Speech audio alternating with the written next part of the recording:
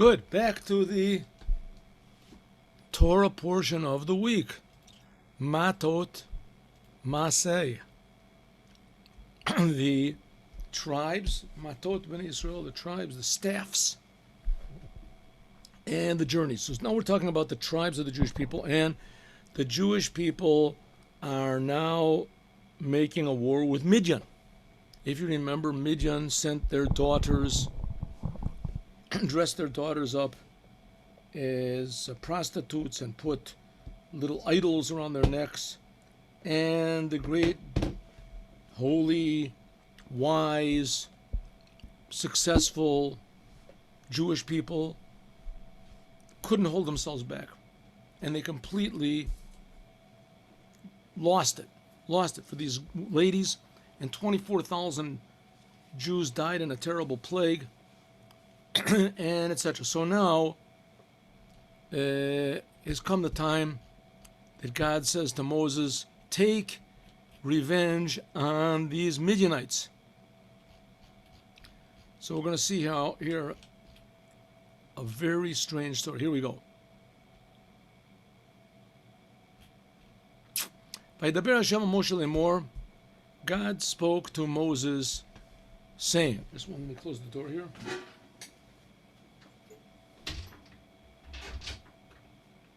Oh. God spoke to Moses to say,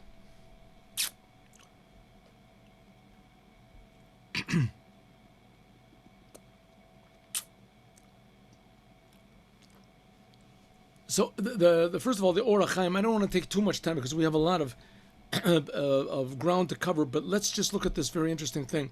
What does it mean that God spoke to Moses to say? To say to who?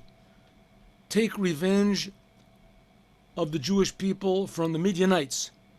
So who was Moses supposed to say this to? I mean, God said to Moses, gather the Jews and take revenge of the Jewish people on Midian, because the Midianites, they sent their daughters and they made you trip up. So who was he saying to? Anyway, the HaChaim says like this.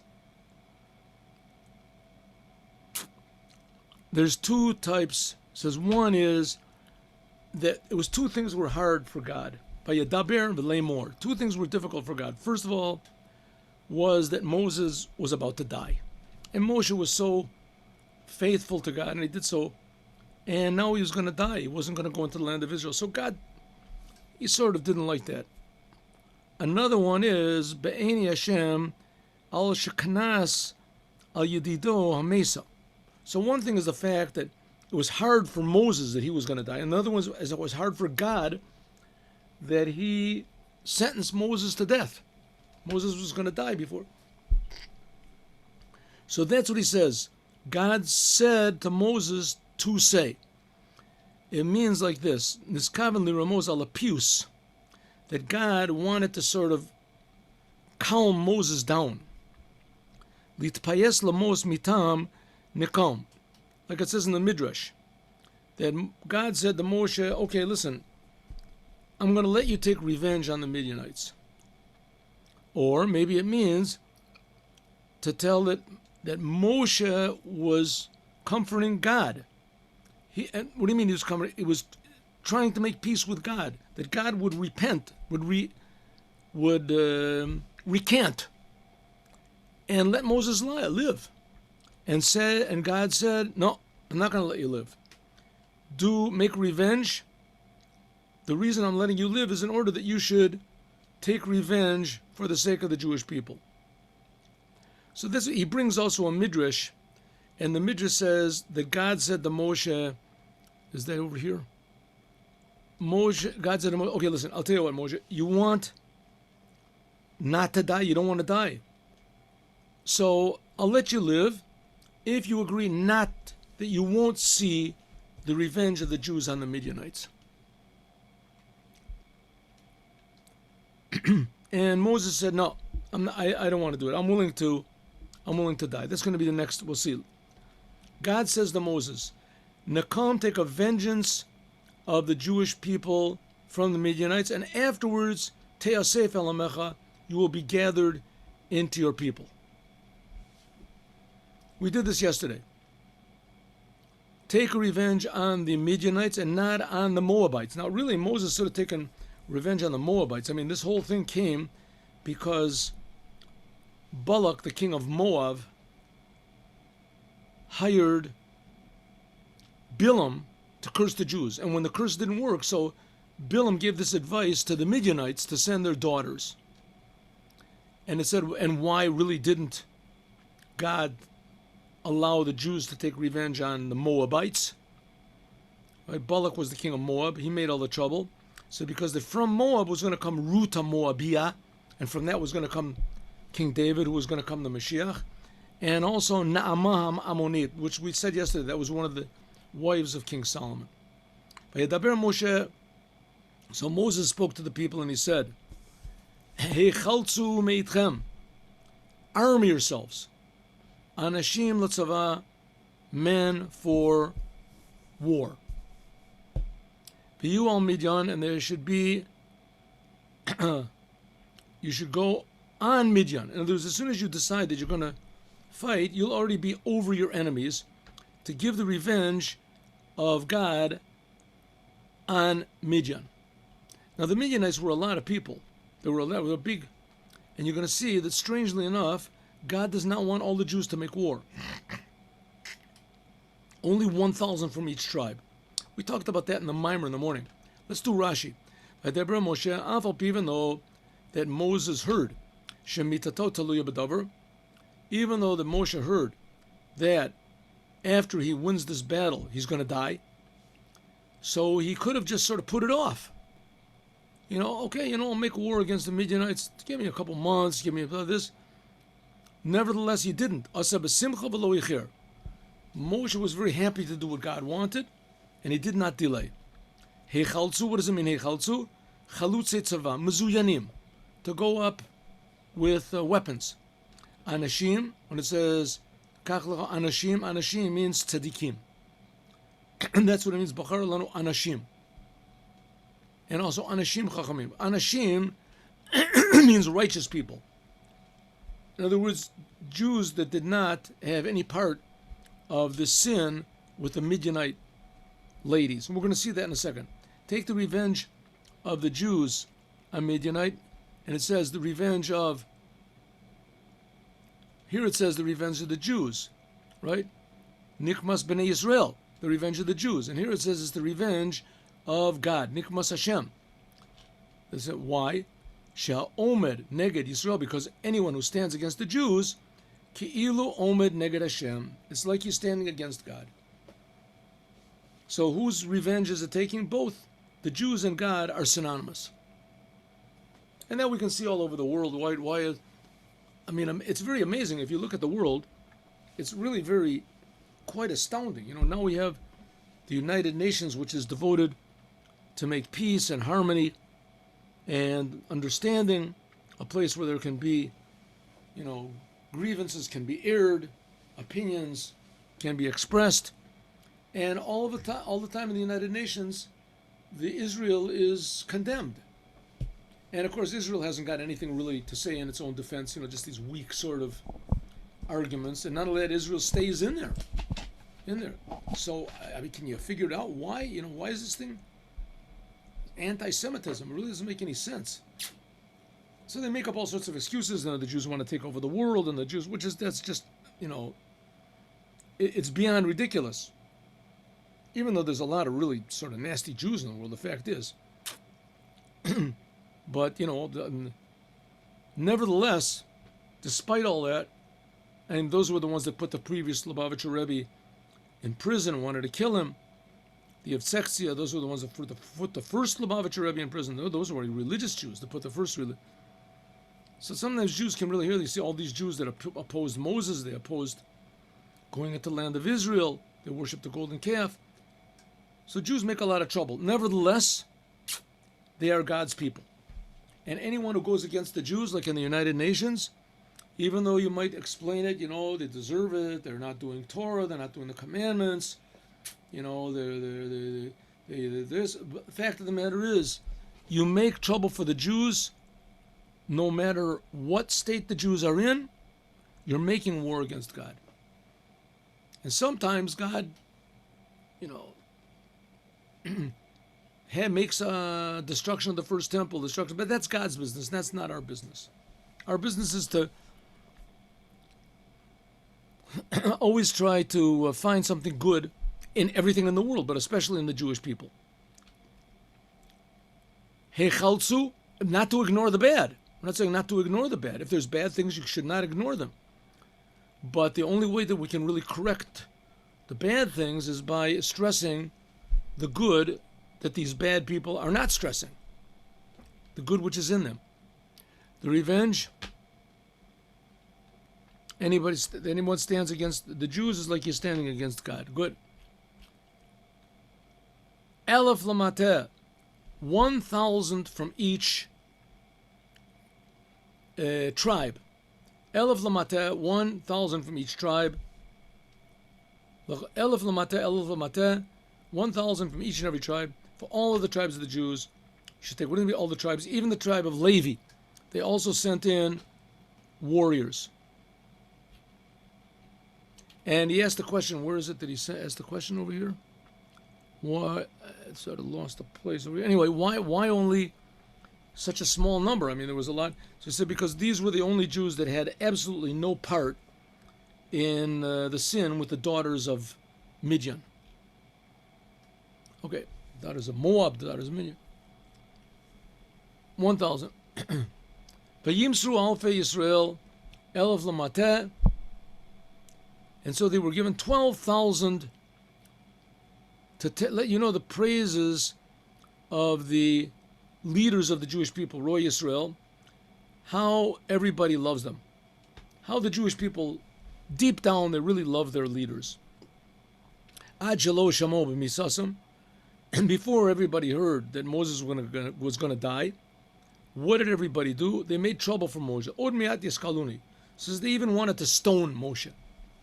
Right? Moses always told them to do things they didn't want to do. And so he said as soon as they heard that Moses was going to die, and because it depended on the war with Midian, lo ratzu lelechet. Everybody said, we don't want to go, we don't want to fight. If we're going to fight, we're going to win the battle with Midian, we're going to lose Moses, so we don't want to go. Ad shenimsru al korcham. They had to be given. Vayimasru. They were given over. They had to force them to be given into war. They were inducted into the army. V'yishlach Moshe sent 1,000 to each tribe. And Pinchas ben Elazar HaKohen also was there. L'tzavah, he was like the general. Kli HaKodesh v'chatzosos, and the holy vessels and the trumpets were with him. What type of holy vessels? It says the holy vessels, that was the Aron HaKodesh. And the tzitz was there was golden letters written in gold, Kodesh l'Hashem. It was a piece of gold, and on it was pressed out, Kodesh l'Hashem, holy to God. This was there. Shaya Bilam imam. The Bilam, he was with the enemy.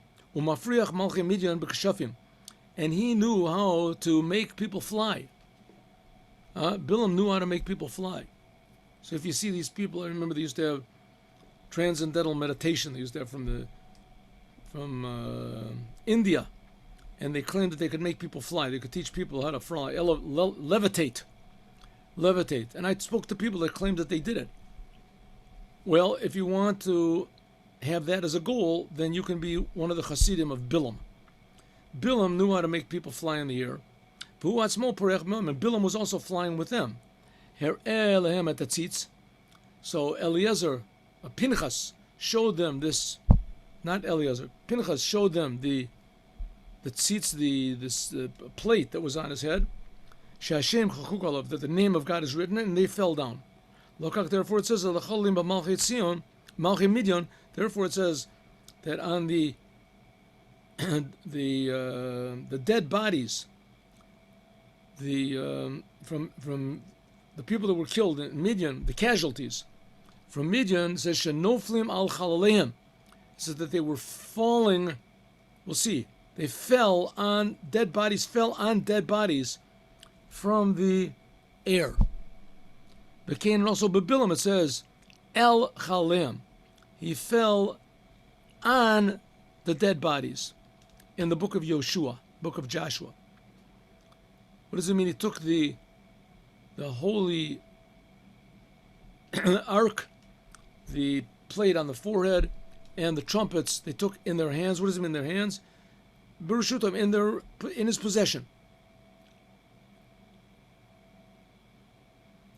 And that's what he call Artso Miyad.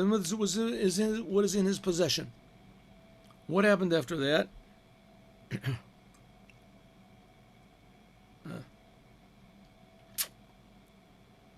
Here's the Or HaChaim, 1 minute.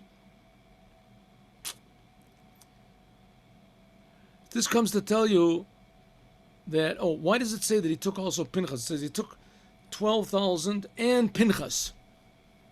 Well, he already took Levites. He took the Levites, so, Pinchas was like, I guess he was a Kohen, right? But he was also from the tribe of Levi. What is it? So it says Pinchas tells you that Pinchas was equal to everybody. Why did Pinchas even go? Why didn't his father, Elazar, right? Pinchas ben Elazar. Why didn't Elazar go? Omer, God said, the one who began in a commandment, namely he was the one who killed Cosbi, the daughter of Tzur, from Midian, that he should finish. Or another, that Pinchas went to take revenge for Yosef Atzadik, who was the father of his mother.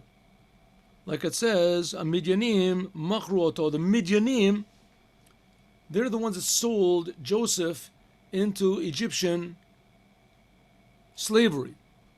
How do you know that the mother of Pinchas came from Yosef? It says from the daughters of Putiel, from the tribe of Yitro, that he fattened up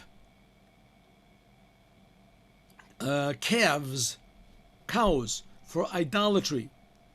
Mizer Yotev, and also that was from one side, and from the other side of his family came from Yosef, that Pit Pet Yitzro, that he conquered his lust.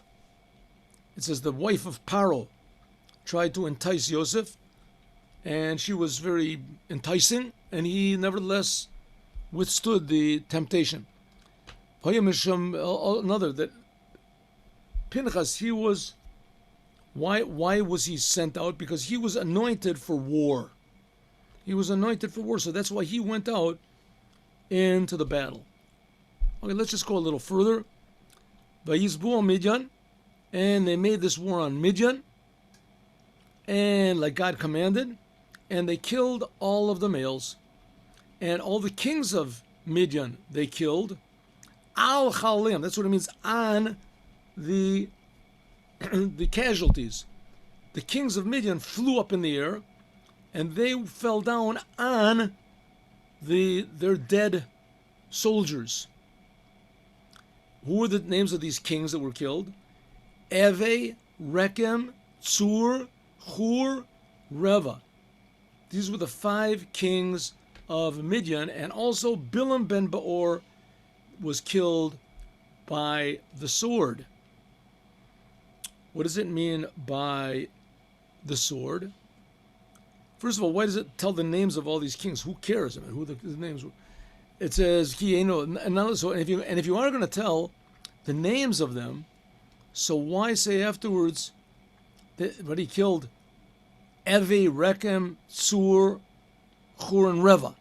That's their names, 5 names. And then it says 5 kings of Midian. Don't we know that it says that the kings of Midian he killed, and it says what their names are. And then it repeats again, 5 of them, what we can't count. Of course we know it's 5. Why does it have to repeat? Why did it have to repeat again 5? It comes to teach you, this is Rashi we're doing, that all of them had the same head, same advice. And all of them therefore received the same punishment. Bilam went there in order to receive. Why was Bilam over there? He went there, he happened to be there in order to receive he wanted to get paid for the 24,000 Jews that he killed, that were killed because of his advice, to take the daughters of Midian and to prostitute them. So he came out with Midian toward the Jews, and he said to the Jews, listen, you defeated me, I'm a defeated man, I want to give you some good advice, because I really like you Jews. Bilam, what did he say? Omer Lem, he said, Kishiyitem Shishim Rabo, when you were 10,000, you were 600,000 Jews, Lo Yachalt Alayim, you couldn't defeat the Midianites because they sent out their daughters. You couldn't defeat them. When you were 600,000 men, you couldn't defeat them. Because how many, the population of the Jewish people, whenever it says, is only the Jews that were of army age from 20 to 60.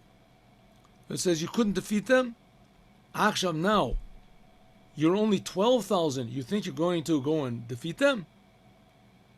So Nadlu Scharo Mishalim Velo Kapchu. Therefore, the Midianites gave him a full reward, and they didn't. And it was a full reward, first of all, for giving the advice that killed so many Jews, and also for trying to lower Jewish morale. So it says he was killed with a sword. Bilam ben Beor Hargu B'charav. He was killed with a sword. He came on the Jewish people, and he used their methods to kill them. What's the methods of the Jews? Prayer. The Jewish people, even though they have an army, they always had armies, and they used swords, and they knew how to fight, and they killed a lot of people. And here you see that they killed even Bilam himself with a sword, so they knew how to use swords, the Jews. But nevertheless, the real victory of the Jews came only when they coupled their fighting abilities and their weapons with prayer. So Bilam said, I'm going to use their weapon. I'm going to get them. Either I'll try to curse them, and if that doesn't work, at least I'll give advice. So therefore he wanted to curse them with his mouth. So Avhem, so the Jews said, okay, we're going to come back and use your weapon. We're going to kill you with the sword. Like it says, like it says, that's the curse that was given to Esav. You're going to live by the edge of your sword, and you're going to die by your sword.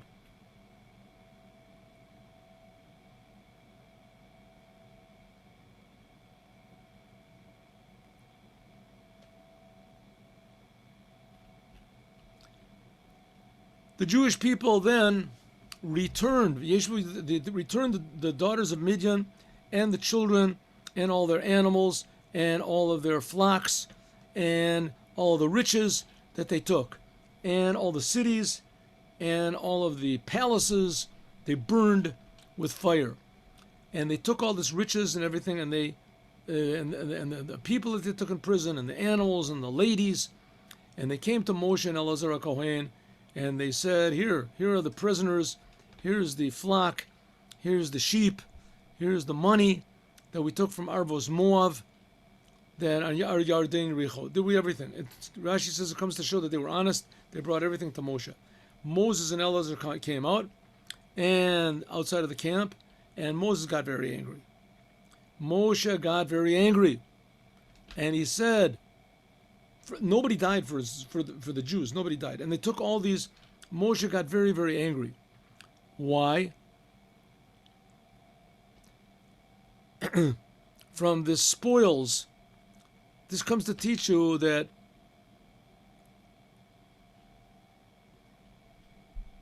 so who did Moshe got mad at? He said that Moshe got mad on the Pekudei HaChayil, on all the generals, the heads of the thousands and the heads of the hundreds. So this comes to tell you that if the Jewish people sin, the ones that are held responsible are the leaders. The leaders had power to reprove and stop everybody. And they didn't. What did Moses get mad about? Moses said, you let all the women live?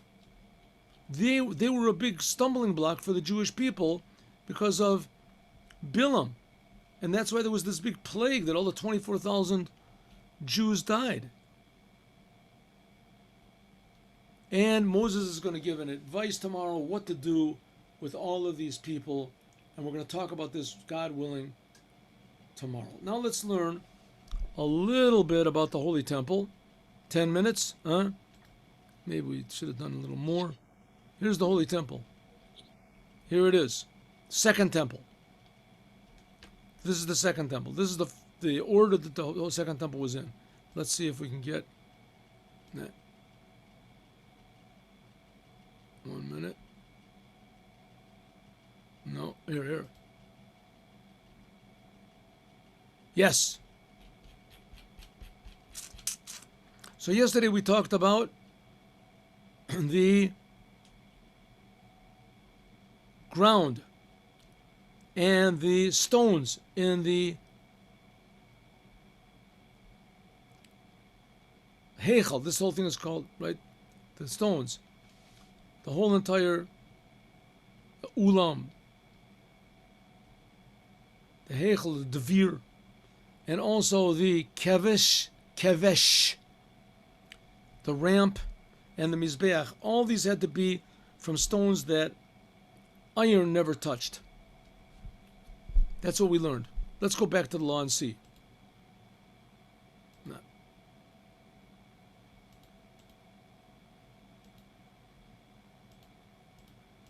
Yeah.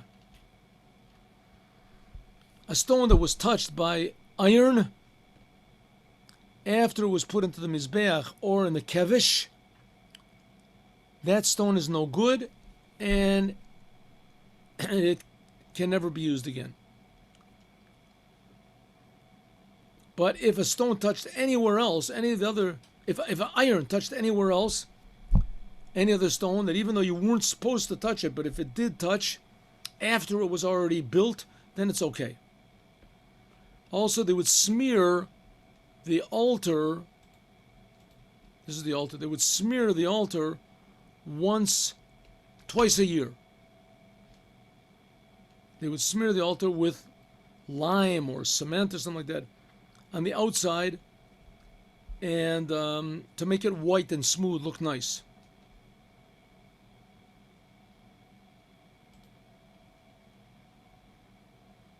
You're not allowed to make stairs for the altar, like it says, Lo taleh b'malos al mizbechi. But what they built like a tail, like a mound next to it, and here,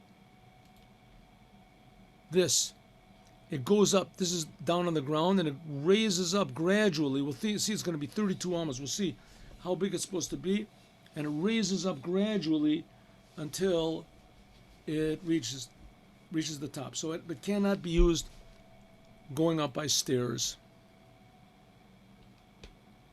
This is called a kevish. A person that decides he wants to make stairs and go up, the punishment is lashes. And also a person that removes or takes one stone out of the altar or from anywhere in this whole entire heichal, he is between the ulam and the mizbeach, derech hashchasa here, between the ulam and the mizbeach, anything over here, this is punishable by lashes. Where is it?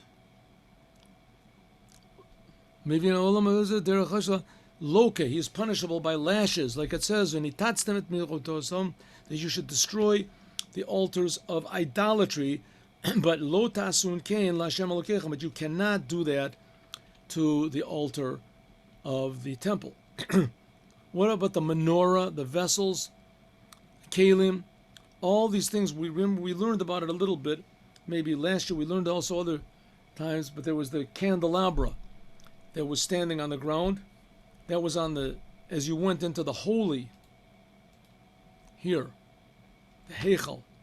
You went into here, there was a candelabra here on the left side.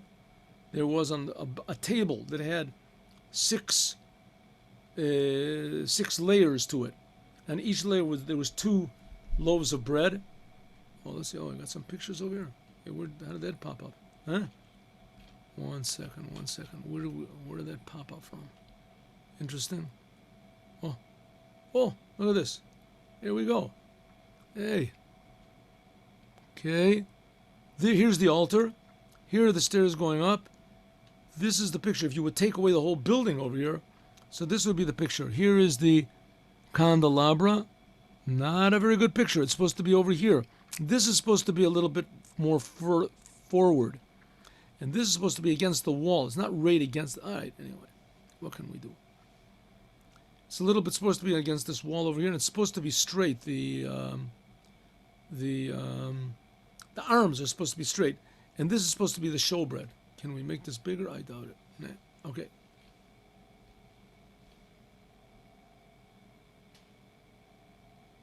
All right. That's the picture.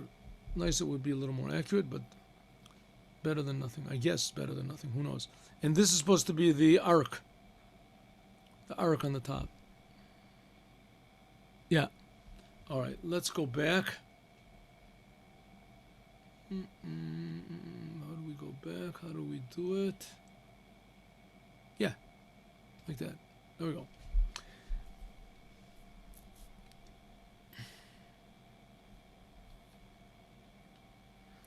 If the congregation of Israel, the Jewish people, they were poor, so they would make these.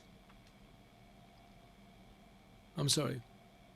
Let's go back to this law. The menorah, and all the vessels, and the tables, and all the other accoutrements, and the whatever it is, the prongs and the shovels that they put the incense in and everything, they have to be made from metal.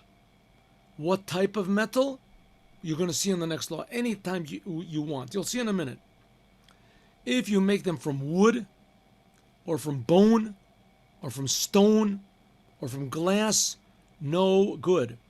If the crowd had money, if the crowd did not have money, then you could make these from badil, even from tin. Tin. Ve'im ashiru, and if they were rich, then you could make all of these other things from gold. So you could make the golden altar, you could make it from tin if you wanted to. And also all the vessels, the golden inner altar, you could make it from tin, from aluminum, whatever. There was no aluminum back then. You could make it from gold. Afilu mizrakot, bashtufim, even the vessels, the shovels and things like that, for the altar. If the congregation had enough money, you could make them from gold. I don't know how practical that is to make a shovel from gold, but even the gates of the Azara, you could cover them with gold if you wanted to. You could coat the whole thing with gold if you wanted to. All right, whenever you make all these vessels of the Holy Temple, you have to make them for the sake of the Holy Temple. If you made them for the beginning, for just a regular person, right? Some rich person comes along and says, make me all the vessels of the Holy Temple, right? I'll pay you double price. I just want to, don't make them holy. I just want to make it, impress people, take them into my house, make a museum in my house. And you do it. You make it for somebody. And then the Holy Temple comes and says, wow, you got some nice vessels over there. Can we use them in the temple? Says, no. And if the vessels were not made for the Holy Temple, they can never be sanctified to be used in the Holy Temple. You could give it to what's called Berek Habayit. You could give it to, they could melt down the gold or whatever. Until Yishtamesh Bahem Gavoa. That's it. Ein osim otam legavoa. Okay. What about if you did make vessels for the Holy Temple, but you didn't use them yet? If you did not use them for the Holy Temple, you are allowed to use it for mundane purposes. Right? You made a shovel to take away the ashes from the altar, but you didn't use it yet, and you decided to use it to shovel your front, your driveway for the snow, right? You live in the Hermon or someplace, and you want to use it to shovel your driveway, you can, as long as you have not used it yet. Mishtamesh bahem gavoa. But if you did use it for the Holy Temple, you can never use it for any mundane purposes. Avanim koros shechatzvam mitechila, but stones and boards that you hewed them out for a synagogue, you cannot use them for the harabayas. Even though you set for a synagogue, it's a holy place. Nevertheless, you cannot use them for the holy temple. You used it. In other words, things used in the holy temple have to be made and cut out and hewn for the holy temple. That's what it. But until you actually used it, you can change your mind and use it for something else. But once you used it, you can never use it for anything else. All right, let's go back here. Let's see if we can try it. We tried it yesterday, and it didn't work, but maybe today it will work. Here we go. Kitzer Shulchan Aruch, things which are forbidden to do in the 3 weeks.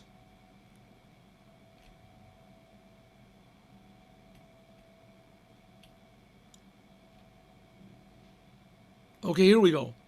Things which are forbidden in the last 9 days. In the last 9 days. The custom of the Jewish people is not to eat meat, not to drink wine in the 9 days from Rosh Chodesh, that's going to be this Shabbos, until after Tisha B'Av, which Tisha B'Av falls on Sunday. Am I right? Sunday. One moment. I think it falls on Sunday. Don't get me wrong here, so you'll fast on the wrong day. Here we go. That's right. Motzi Shabbos. Not this Motzi Shabbos. Now this Shabbos is the first day of. These are what's called the 9 days. The 9 days are particularly severe in their restrictions not to do anything which will cause happiness. You always have to be happy. You always must be happy to serve Hashem. But you should not do anything which will cause happiness externally.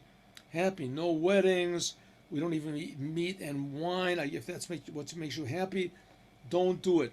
If it makes you happy to eat fish or something like that, then you can eat fish. But most people are happy eating meat. Most normal people, I don't know. I mean, I'm not particularly happy. But maybe that doesn't put me in the category. It takes me out of the category of normal people. But don't eat meat or drink wine in these 9 days. Those 9 days, they begin on Shabbos. You can eat meat and drink wine on Shabbos, 100%. This Shabbos, next Shabbos, even though they're in the 9 days, right? This coming Shabbos and the Shabbat after, they're in the 9 days. You can eat meat, drink wine, whatever you want. Nevertheless, don't do it until after Tisha B'Av. Tisha B'Av is Motzi Shabbos, from Motzi, not this Motzi Shabbos, next Motzi Shabbos. Motzi Shabbos, the whole entire day, longest fast of the year, because it's a long, hot day. But asar afilu b'tav shel shenizbashel, you can't even eat a meaty dish, or that has in it fat in it, even bird meat. A person that, if you're in trouble, if you have health problems, ask your rabbi.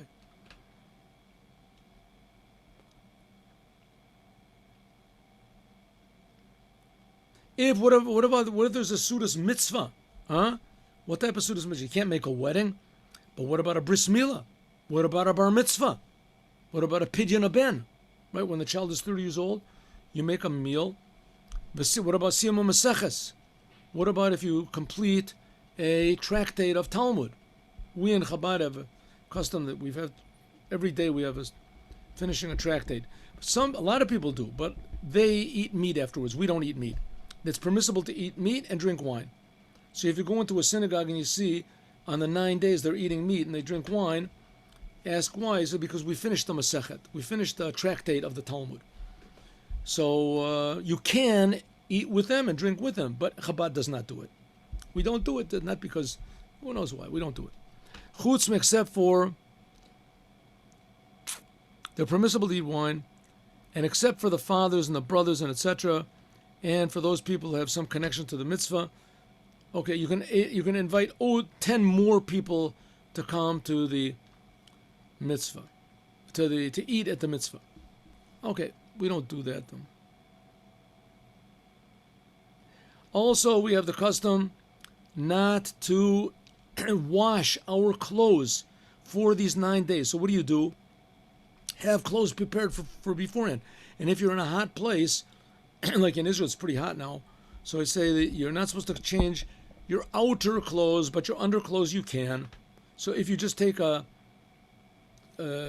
shirt or a couple of shirts and wear them, put them on for like 10 minutes or something like that, then they're considered to be used, and you can put on new shirts. But you're not supposed to do any washing.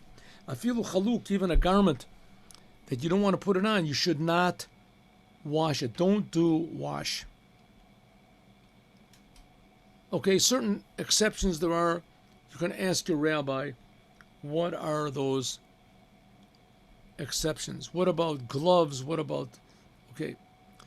On these 9 days, in other words, from this coming Shabbat, for 9 days,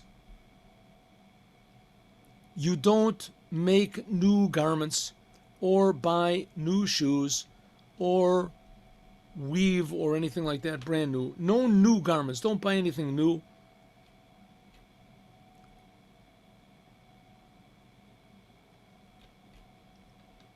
You do not wash in these 8 days, even in cold water. Now, if you're in a place that's really hot and you'll smell bad or you'll really be uncomfortable, you're allowed to wash. But officially, you're not supposed to wash in these 9 days, even if it's cold, if in cold water. If you want to wash in cold water, ask your rabbi if you can do it. Here in Israel, I know that it's very common that people do wash, but they also wash in cold water. But if you're washing this is talking about the 9 days. If it's for healing, like a woman that just gave birth, or etc., then it's okay for her to wash. Also, a weak person, that washing helps him, and there's other exceptions that you can wash, but those are exceptions. The law is, in these 9 days, do not eat meat, do not drink wine, do not wash in hot water, don't buy any new garments, don't wash your garments, don't put on even any cleanly, freshly washed outer garments. Rosh Chodesh Av, that comes on Erev Shabbos, comes on Friday. This year, Rosh Chodesh Av comes on Shabbos. Okay, but in any case, this law is relevant to us, not this week, but next week. Next week, it's going to be Erev Shabbos. It's going to be the 7th day of Av, right in the middle of the 9 days. Are you allowed to wash Erev Shabbos? It says, yes, you can.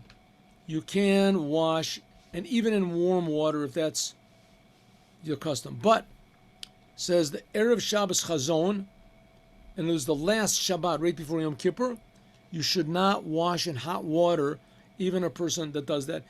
I know over here in Chabad, the custom is pretty much to wash in cold water every day, because it gets pretty nasty, if you don't. It's very hot over here. It's like 90-something degrees every day. Except your hands, your feet, and your face, etc. Okay, so you learn these laws. Nevertheless, you should know that there is definitely restrictions and prohibitions for washing in these, especially the 9 days. What about if there's a circumcision in these days? The moil and the sandik and the father and the mother, they put on Shabbos garments, etc. We already wrote before that on Shabbat Chazon, you should put only some people on Shabbat Chazon. We don't do this in custom. The one who wrote the Shulchan Aruch, he was from Hungary, Hungarian Jews. So Hungarian Jews, they had their own customs, very beautiful customs, and very firmly, rooted in Kabbalah and etc. But not everybody has the same customs. Customs, and they differ. The Sephardic Jews and the Yemenite Jews and the the Litvish Jews and the Hasidic Jews and the Chabad Jews, and within each group, they also have different customs, right? Different customs, especially different Hasidim, slightly different from one the other, etc. Okay, but all these are beautiful customs, and they all have to be respected by one the other. So it says some people have the custom that on the last Shabbat, in these 9 days, that's the Shabbat, before Tisha B'Av, it's called Shabbat Chazon, as they put on all white garments.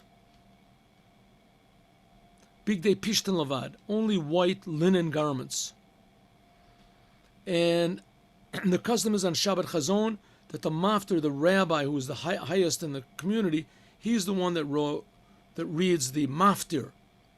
Afterwards, Chazon Yeshayahu ben Amotz, which we'll talk about, God willing, tomorrow. So now we're leading up to the evening before Tisha B'Av. Tomorrow, God willing, we'll learn the laws of Tisha B'Av. So with God's help, we made some progress. We learned about the war with Midian. We learned about the building of the Holy Temple, that you could make all the vessels from gold, and if you didn't have money, you could make them from tin.